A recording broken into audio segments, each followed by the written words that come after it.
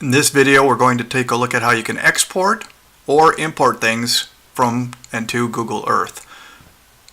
Important thing is you have to be in the right projection and zone in order for this to work. So in this example, we're going to export something from the drawing to Google Earth.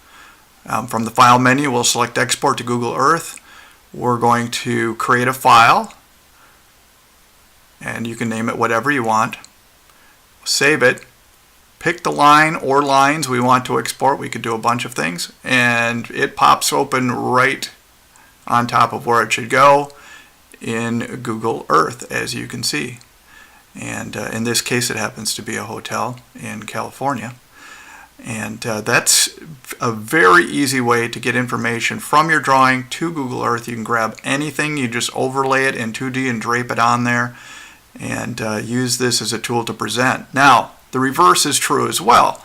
So in this case, let's go to Google Earth and let's draw a polygon around this hotel and say maybe this is the area where we want to pick up some data. We want our people to know where they're working.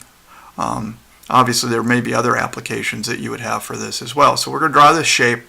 We'll go into the style here and just make it to be an outline. So it's just the line. And now we'll right click on that and say we want to save that as a KMZ file. Again, we can name it whatever we want. In this case, I'm just leaving it untitled polygon.